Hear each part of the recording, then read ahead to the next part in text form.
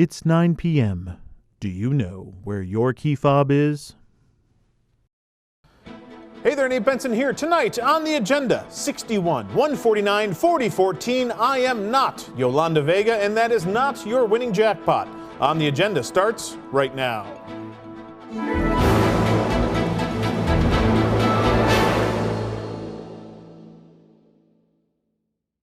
Thanks again for watching. Early voting for the June primary begins on Saturday, and one of the marquee races pits the Erie County Democratic Party chairman and state senator Jeremy Zellner against Assemblyman John Rivera. And buckle up, buckaroos, this one's a slobber knocker. Now that the budget logjam is over in Albany, Senator Zellner and Assemblyman Rivera are back in town with the last thrush of campaigning ahead of the start of early voting this Saturday. We're talking to voters every single day. I'm knocking on doors. I'm out in the community now that we're back from Albany. We feel like we've got a really strong message of the work that we've accomplished in just 4 short months. Honestly, the connection that we've made with residents in the district has been fantastic. You know, we've had folks every day out in the doors. When I'm not in Albany, I'm on the doors. Experience seems to be playing a factor in this election, with the Rivera campaign pegging Zellner as someone who does not understand Albany. The reason my opponent didn't have much success to hang his hat on is because, you know, how to conduct yourself as a lawmaker and how to you move and operate as a lawmaker eludes him. And, you know, I've shown that I know how to do it. And then on top of it, you know, I enter into this with the belief that I'm fighting for every single vote. I'm not entitled to a single thing.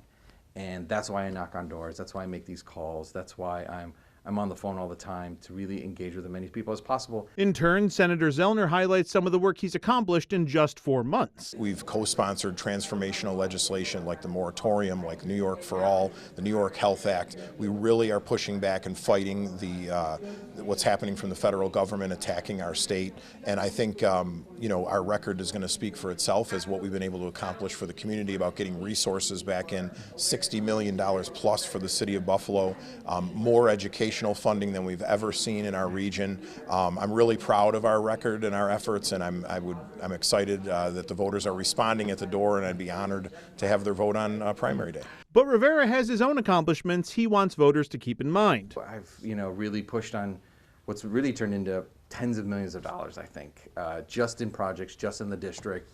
The Hispanic Heritage Cultural Center comes to mind, the Rec Center in the Village of Hamburg, just, you know, a lot of great successes in spaces that people need them, and really, you know, highlighting the public spaces that already exist, like parks and playgrounds and community centers. So I guess that's number one. Number two, you know, they look for us to represent them in what they believe in and what's important to them, and prioritizing that in the state budget. So, you know, when we got there, when I was first there, you know, it was still under Governor Cuomo, and obviously, you know, there was all kinds of issues with his budgets in the years leading up, but we pushed. And we were able to finally fully fund foundation aid for public schools. So, you know, year after year since I've been an assembly member, public education has been funded at more than it's ever been the year before. And that's something we should be proud of. Perhaps the biggest topic impacting voters, at least on an everyday basis, utility costs that continue to skyrocket. Rivera and Zellner say they've passed legislation that provides utility relief and transparency to the 61st District. I passed a bill just last year that essentially required utility companies to disclose on utility bills exactly what's charged to people. Because what we're finding is that, you know, you get your national grid bill, your national fuel bill, and you just say, well, it's this amount, and this is what we're paying this month. But you don't have a sense of, like, how much of it is fees, how much of it is sort of surcharges. And we voted on a package of bills to bring transparency and curb the amount of profit that utility companies can earn from taxpayers, to cut what they can spend their money on from taxpayers and ratepayers. So we really worked a lot on getting utility transparency in the budget this year, and I think that's going to go a long way to save money. We really got a lot of money in for child care, which is going to help with people having to pay for their own child care. So there's a lot of things that we worked on with issues related to affordability. And if discussing bills that have passed or experiences don't do the trick for voters, both candidates are relying on a strategy that Democrats have used year in and year out. Carl Palladino, a Buffalo developer whose racist comments got him removed from the school board. And how did Jeremy Zellner respond? Palladino's companies poured tens of thousands of dollars into Jeremy Zellner's Erie County Democratic machine. Carl Palladino bankrolled the machine. Jeremy Zellner is the machine and has run it for over a decade. This June 23rd, Democrats can choose better. Vote John Rivera for State Senate. John Rivera is trying to change the facts to win an election. The truth? It's John Rivera who ran campaigns bankrolled by Carl Palladino. Jeremy Zellner took on Palladino. Listen, Donald Trump is a racist and a bigot, and Carl Palladino is a racist and a bigot. When he showed us who he really was, I told him to take a hike. I'm against everything Carl Palladino stands for. That's why Kathy Hochul, Mark Pullenkars, and Tim Kennedy all endorsed Jeremy Zellner. Jeremy Zellner for State Senate. Both you and John have kind of been bringing up the Carl Palladino thing. Why? Well, it's really disappointing. You know, my opponent started his campaign with 3 straight, full, negative, full-size mailers nailing me for something that he's just really misleading and lying to people about. And then he went on TV nailing me with the same stuff. So we have to respond, you know. I wish we were talking about issues that we are working on in Albany and the things that we've accomplished in Albany, which we're trying to talk about. But the fact is, my opponent has made it the cornerstone of his campaign to lie and mislead about my record and the things that have happened 11 years ago as if it was happening right now. So we're really working hard to get our message out, let folks know the real story about it, and that my opponent and his family were the ones taking money from Carl Palladino directly at that time as well. So it's been really important for us to push back on that because we were hearing it a lot from people like that saw this stuff, but we're not going to leave any stone unturned here. In the case of the Rivera campaign, that Palladino ad was bought and paid for by the Latino Victory Fund NYC, and not an official ad by Rivera himself. But he stands by the message. Why is he still being talked about in an election in 2026? Yeah, I mean, I see it's sort of 2 reasons. Number one, it's not just Carl Palladino. You know, I've called out my opponent for accepting money from Sheriff Garcia as well. And, you know, Jeremy has a long history of engaging with Republicans in strange ways, despite being the chair of the Democratic Party.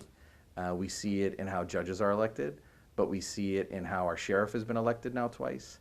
We see it in other ways in towns all across this county, where for some reason there's this ongoing relationship that he has with the Republican Party, which he just has to, you know, confront why that's the case. You know, if we're going to be Democrats, we're going to win with Democrats. We're going to believe in Democrats. We're going to lead with our values. We're not going to be deal cutting. We're not going to be,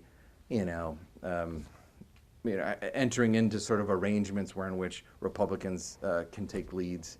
That might be what he does, and we saw that, like I said, with Sheriff Garcia. So I'd say it's not just Carl Palladino. It's really the Republicans in general. Why should someone in your district vote for you? Just hit rewind and cut that back in there. No, I feel like we've got a really good record in the 4 months that we've been in Albany. We passed 9 bills. We're supporting important legislation that is transformational, starting with the moratorium on the data centers.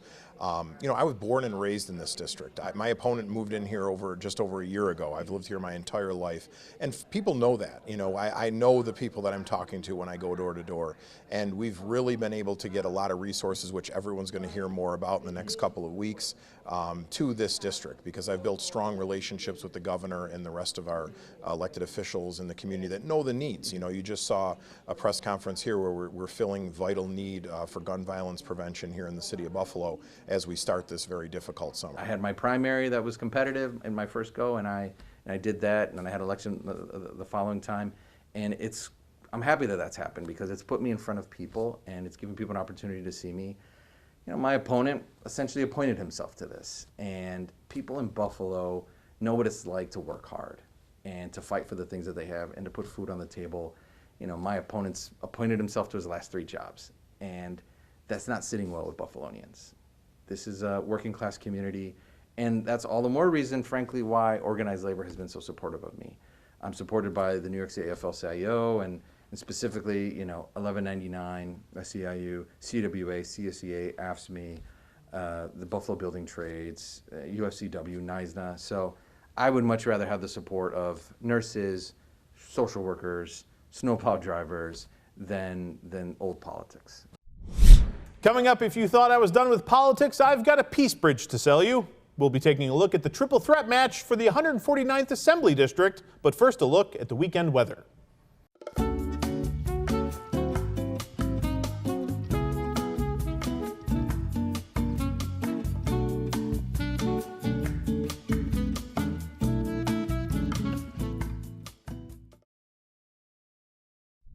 Welcome back. If the Rivera-Zellner cage match for the 61st Senate seat wasn't enough for you, well, there's a triple threat match for the 149th Assembly seat. And to continue the wrestling theme of this intro, that race has some interesting outside interference.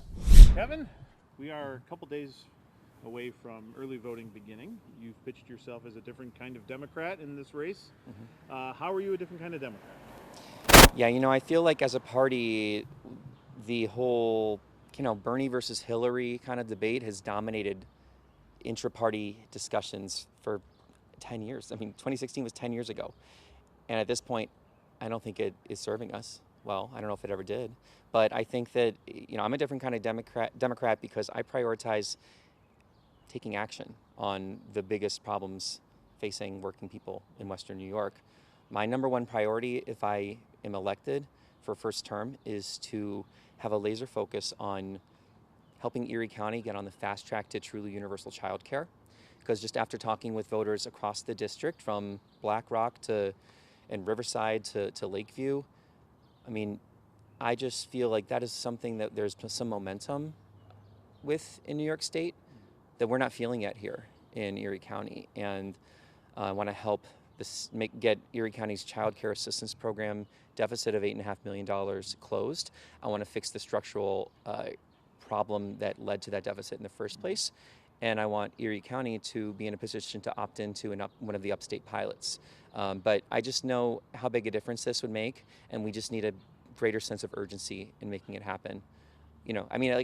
Families like mine, Jake and I would love to adopt a kid at some point, but adoption's a lengthy and difficult and expensive process.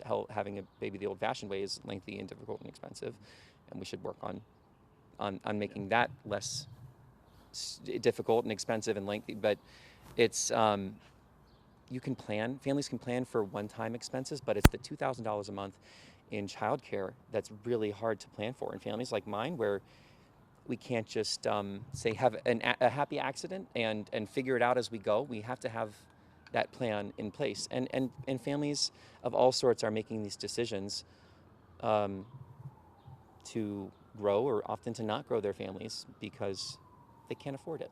So the most important thing about our campaign is that these are not just slogans that we're coming around to and adopting because we think they're good ideas. These are things that we've been fighting for years. We've been fighting to tax the rich for a long time. We've been fighting to dismantle the carceral state for a long time. We've been part of the coalition that passed the CLCPA years ago, even though it's been underly funded and is now being rolled back by the governor. We were part of the coalition that passed that. So these things are close to us, they're important to us. We've been fighting and working on these things for a long time. And I think that authentic nature of this campaign is what gets voters excited about what we're talking about.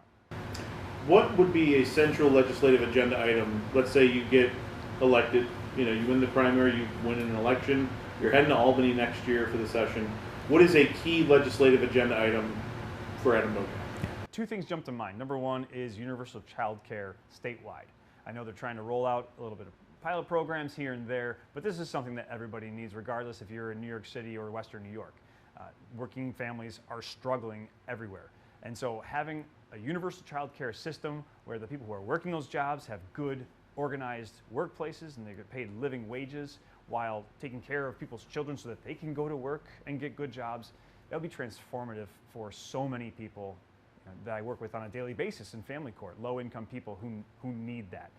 And then the other thing that I've come back to a lot is I want to write and introduce legislation here in New York that would remove dark money from being spent in our elections. Our race is a perfect example where a dark money PAC from Texas that has been funded by DraftKings and FanDuel, millions of dollars from each of them, has spent over $350,000 in our race to boost our opponent and spend against us.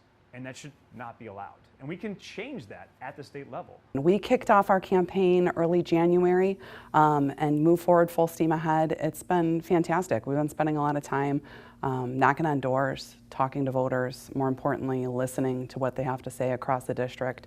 It's a special district that encompasses, half of the suburbs, half of the city, a little bit of Lackawanna, Black Rock, and Riverside. So I've really enjoyed the time that I've spent talking to people. It's such an interesting district. Yeah. Some people say it's kind of the quintessential gerrymandered district is the way it wraps around Buffalo and then the suburbs here. But it is a unique district. You've got urban elements, you've got suburban elements. What opportunities does that bring for someone in the assembly having such a diverse assembly district? I think the one thing that people don't often recognize is what does connect the district is the Lake Erie shoreline. Starting in Lakeview and going all the way up to Riverside, which is part of what makes the district so unique. Some of the challenges and issues are shared across the district, but I think having that opportunity to deliver results, in every part of the district positions us, in Western New York to really make an impact. Looking at the campaign itself, what's kind of the one legislative agenda issue that kind of defines why you want to go to Albany? So, what I'm hearing talking to people is affordability, and affordability isn't just one issue. It's the pressure that families are feeling because of rising costs when it comes to childcare, utilities, the price of gas, groceries, things like that. But I think one of the most pressing things is the healthcare crisis that we're facing due to some cuts at a federal level. I think those are things that we need to address immediately. There's too many families, there's too many people who are impacted, and we really need to work together to do some work in passing a universal healthcare. Another element that's been interesting has been this, the outside money, specifically with the gaming lobby of all things. As someone who follows politics, that was a little surprising to me. I don't see any major mobile gaming initiatives, or any lawmakers really, rattling cages to either roll back some of the mobile gaming stuff, change the mobile gaming law. I mean, New York State's making bank on the taxes on this mobile betting and mobile gambling. So how has this come to be? How did this kind of come about, the gaming lobby coming out to support you? That's a great question. So as you know, it's an independent expenditure. So I discovered it at the same time everybody else did when I saw an ad that was not mine on social media, and quickly learned that there was an investment from an outside organization. I share your same understanding of not really having any awareness of what their goals and initiatives are. I've been focused on the issues that matter most to the residents that I'm talking to the people of the 149th. Those are what's going to be my priority if I'm successful and that I'm going to take to Albany. It's my understanding, talking to the other candidates in this race, this firm or this PAC through a lobbying firm reached out to them, to discuss, how they felt about the gaming industry. One candidate rejected the conversation completely. Another candidate met with them. Did this firm or did anyone attached to this, kind of gambling lobbyist firm reach out to you to discuss the issue?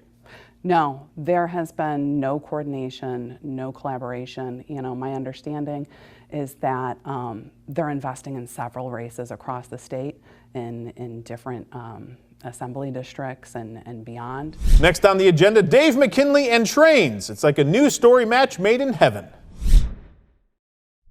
Finally tonight, the historic Big Boy steam engine train traversed through New York State this week, and for many it was a lifetime experience. For our Dave McKinley, it was pure TV magic. Yes, they gathered here and just about anywhere that there was a railroad crossing along its route as the train built to serve primarily in the Mountain West 60 years ago, 80 years ago makes a very rare appearance along the East Coast as part of America's 250. The hundreds gathered today at the Fireman's Park, many arriving hours early to get prime spots, braving the rain.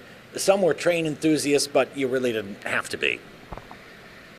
And he used to always set up train tracks when he was a kid in the basement, so he had the train interest as well. How about when he was courting you? No, he had it all boxed away.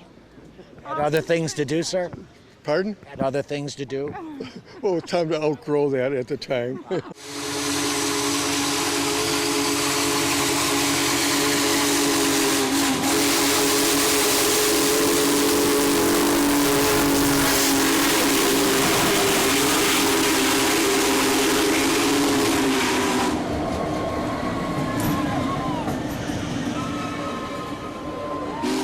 It was really cool. It was an awesome experience. I don't know. It's just like, I'm really giddy about it. This is spectacular. This is fantastic. It's a once in a lifetime. Guys probably haven't been this excited since Thomas the Tank Engine. Yeah, I watched him when I was a kid. Yeah. I describe it. It does look like a painting. Mm-hmm. Beyond the memories, they emerged with souvenirs, and they weren't the only ones who'd slipped some coins on the track before Big Boy came through. So they came to see Big Boy. First order of business, get in line. And not just any line. A line that stretched far longer than the train they were going to see. A column of humanity reaching from one side of the Galleria Mall around to the other, where there was another line, another queue. And no sooner did you think you were close, down the crest of a hill there was the pit, where you snaked through more lines till you reached the end of the line to finally board the shuttles, leg one of a journey which took about an hour. About an hour to get through. Yeah.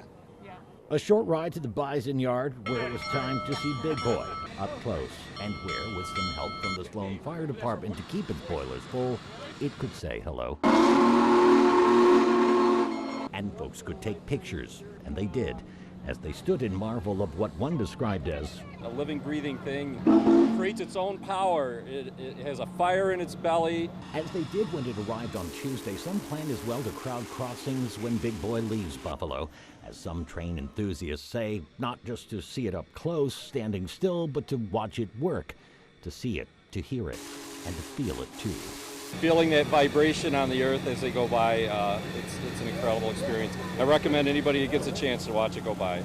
And most also told us to see an engine so fine was worth every minute of waiting in that line. On your side, in Cheektowaga, Nate Benson, Channel 2 News. And before we head out, it's time to bring back an old fan favorite. Here's this week's Letters to Nate. This week, I actually have nearly 24 letters written to me by the wonderful students of Miss Bacon's ELA class at Hoover Elementary School in Kenmore. I had the pleasure of addressing the class a couple weeks ago, and earlier this week when I came home, there was a stack of these letters from the students, and I wanted to share a few of them with you, fine folks at home. Let's start with this first one. It's from Adriana. Let's zoom in there. This one says, "Best news reporter ever, Mr. Benson." I mean, that's an award. That can't top anything. I mean, that's fantastic. All right, the next one. Jameson wrote. This one's a nice little fold-up card there. Jameson wrote, "Thank you for coming to speak to our class last week. My favorite part was showing us the Grammy Award thing. It was so cool." Grammy Award, Emmy Award, it's all the same in a child's eyes. Let's see the next one here. Adela. This is a great one. Adela wrote, "First off, look at that portrait. Look at that portrait. It's a wonderful portrait, and in all honesty, I might make it the new logo of the show. It's just fantastic." What did she say? She writes, "My favorite part of the presentation was when you were in the snow story. You help our community by telling us information we need to know." That is true. I do share that information. And again, possibly my favorite letter. Look at Mr. Benson. We got 3D text there from Jesse. "My favorite part was you getting stuck inside the elevator." Well, Jesse, I'm glad my misery could bring you some joy. Remember, you can send me your letters at Nate Benson Reports on Instagram. It's the best way to get a hold of me for any comment, good, bad, otherwise. Thanks again for watching. Next week, a Lackawanna man got married. We'll have the highlights. I'm Nate Benson. Thanks again for watching. We'll see you at the next one. When there won't be any letters and there will be a world without zinc.